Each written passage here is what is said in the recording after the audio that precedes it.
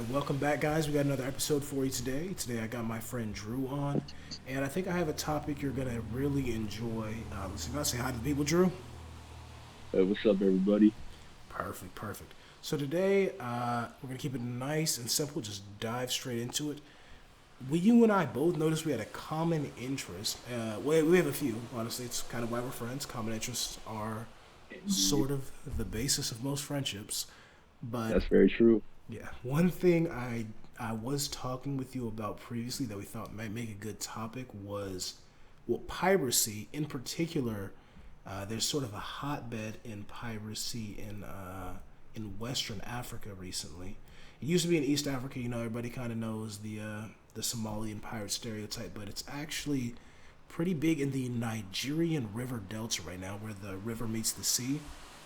They used to be hijacking oil tankers and selling the oil, but lately I've been hearing that they are actually focusing more on, kidnappings. What pirates do, they Mhm. take hostages and they use those hostages to extort like their relatives and people like that, or just foreign governments, I guess in general. I guess probably the only people really willing to pay for a hostage would be the family. I don't think that the government they negotiate, for hostages like the Russian guy and Brittany Griner and all that. But I haven't really heard about the government ever like paying money for like a random like oil rig worker. Have you? Not like any Western governments, but I swear I saw something where I believe it was a crew of Malaysians that they were hostages for, I want to say like 2 or 3 years, and I think the government played a hand in them getting released. But outside of that, yeah, it's largely the families that are, Yeah. paying the fees to get these people freed.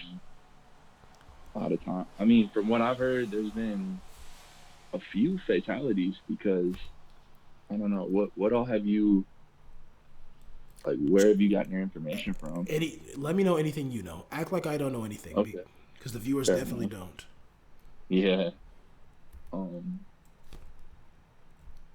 Yeah. No. I'm pretty much. I think we kind of know the same things. We both know it all started off with like stealing oil because these big giant oil companies they came through. They stole the resource that was on their land, and in doing so, they polluted their water supplies, which made these villages that were making their livelihood off fishing. It makes their livelihood like obsolete. They can't fish anymore. They don't have clean water, and they're not getting hired by these companies. So now they're hungry, thirsty, no money. They're desperate. So of course they're gonna Re- re- lash out and make money resort to in the whatever ways they that they can. can. Exactly. Exactly. Yeah, So crimes of desperation is what they call them. indeed. It is, just interesting how, in a lot of ways, similar it is to the Somalian piracy. Don't know how much you know about that, but Hmm. it's pretty much like the same exact thing almost. Like the Somalians started hijacking oil tankers. I will say, Somalian pirates they went way quicker towards kidnapping. Like they were like, oh Hmm. yeah, this is great. We immediately want to do this. This is way more money than anything else. So uh, it is interesting it took the Nigerians a little longer, but I guess it makes sense if their primary grievance was with oil tankers. It makes Hmm. sense that they would see oil tankers and think like, oh, let's just take this oil. Obviously, it's worth some money if they're willing to destroy the whole environment and everything around them to uh, Right. to extract it. So yeah, I guess that makes sense. If Yeah. that's why they tried to take that and sell it and do all that first. Yeah, because there was a time where oil was profitable, but then I believe the value in oil just like it dropped. I don't know how significantly it dropped, but it dropped enough where they're like, okay, this isn't doing it anymore. Let's go, Jean Pierre. Let's go, William. You're coming with us, and then you're either gonna get money for you or you're gone. Mm. Yeah, So you're, yeah. yeah, you're gone for real. Hmm. And you're gonna see the bottom of the ocean where the oil really comes from. For real. But yeah, there's no. I definitely. I just. It's just. It is an interesting concept to me how just all of these different like global factors, like the oil price drop in particular, happened because demand for energy just went down during COVID, during the pandemic.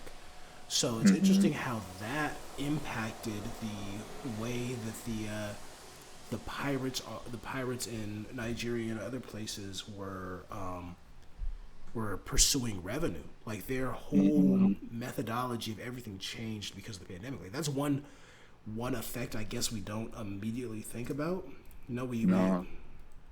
we have so many other ideas. Like I remember watching on the news the price of oil drop and how it affected the stock market and all that stuff during the pandemic. I was conscious of the fact that it was happening, but I don't know. I never thought like, oh yeah, this is definitely going to affect the Nigerian river pirates. You know, this oil price drop. We're going to see crimes change and more kidnapping start. In my head, it was just like, Right. Now go ahead, bro. Sorry. no, no, you're like, yeah. I was just like, oh yeah, price of oil drop. That's gonna affect big business, but that's a thing. Like, we're in such a global, connected world that it just like everything affects everything. You can't. There's no one, and the pandemic was a global event. Obviously, it was Yeah. huge. So there's Yeah, no. but Go ahead. it had ramifications that we just could not foresee. Because the pirates, they're just like us. They're gonna make adjustments, just like how we had to make adjustments. And Yeah, you yeah. know, I had to change how going, I get money. Yeah. yeah, So I mean, yeah, it is just it is interesting how everybody around the world is connected. There's no one industry, even what's the word? Even the criminal industry or the black market. I hmm mean, the black market is a market. You're gonna encounter some of the same supply and demand issue. I guess not issues, but just the micro and macroeconomics of it is all going to come together. So indeed, indeed. it is crazy. It is crazy, really, how all that came together. But I guess sometimes we really just gotta appreciate the small things in life. I am Yeah, playing this game and I am stuck. Like it's got me going in circles, and I'm like, oh, never mind. I just found the end of the circle. Looks like we're gonna be good to go. All right, yeah. No. all right. So once I run Which game are you on? Cult of the Lamb. Oh man, I should have Oh, streamed it for you. It's the same game I usually. Oh, I'm about to die. Oh well. Oh, these dudes are about to kill me. 1 second. nah, man, you're good. Honestly, I feel like a hostage in Nigeria. Got fight for your life, man. You have to. Real talk. I wonder how often do you think the oil rig workers are just like, yeah, we should just try to kill these pirates? Do you think they ever go full like, I don't know, like what would it, the vigilante, or I don't even know what would you use the term for someone who's fighting against like piracy, like people trying to kidnap them? Like, is it just self defense? I guess. Like, I was about to say, I would straight up call that self defense because if let's say that happened here, you have your concealed carry and someone's actively trying to kidnap you, I'm pretty sure that would be like, oh, well, your life is in danger. You're defending yourself. yeah, 100%. But I, I also believe that there's certain like the big companies. I think they have like security on hand. Like they have, I want to say there's like the Nigerian Navy, like they kind of patrol the waters and protect the ships.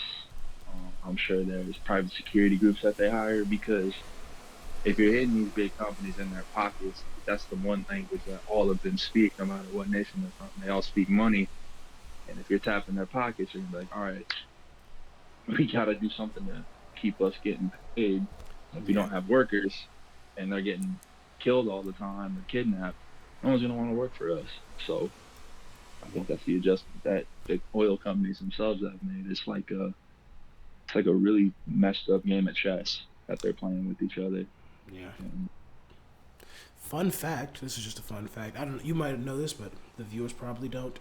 The first set of international laws and like crime, punishment, all of that was cooperative, were set up around piracy. Like back in like the 1700s when the U.S. first like became a nation.